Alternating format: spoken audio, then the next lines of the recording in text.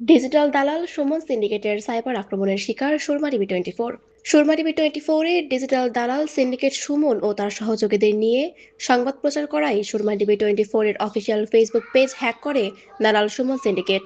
দালাল syndicate hack করার পরে ভিডিও বার্তায় সুরমা টিভি 24-কে নিয়ে নানা ধরনের কুরুচিপূর্ণ বার্তা পাঠায়। ও সুরমা টিভি টিভি বরি দিছি সুরমা টিভি গো। দালাল সুমন সিন্ডিকেট নিয়ে বিভিন্ন তথ্য সুরমা টিভি 24-এর অনুসন্ধানী রিপোর্টের মাধ্যমে তা চ্যানেলটিতে প্রচারিত হলে বিভিন্ন সামাজিক যোগাযোগ মাধ্যমে হুমকি দিয়ে আসছিল।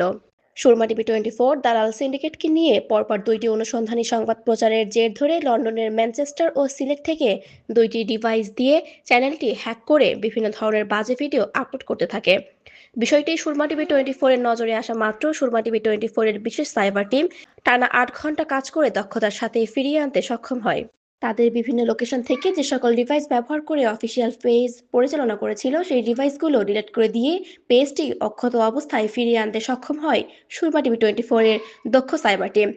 এদিকে দালাল সুমন সিন্ডিকেট ও তার সহযোগী ৪ নং লক্ষ্মীপাশা ইউনিয়নের চেয়ারম্যান মাহতাবউদ্দিন জেবুলের ভাতিজা ও দালাল সুমনের আত্মীয় ফখরুল ইসলাম তোষার, ৪ নং লক্ষ্মীপাশা ইউনিয়নের যোগঝাপ গ্রামের মাহিন আহমেদ সুমন, লাইস আহমেদ খান, আলী আহমেদ খান মিলে এই হ্যাকিং পরিচালনা করে তাদের নিয়ন্ত্রণে নিয়ে সুরমা টিভি 24 অফিসিয়াল ফেসবুক পেজের বিভিন্ন কুরুচিপূর্ণ ভিডিও আপলোড করতে থাকে।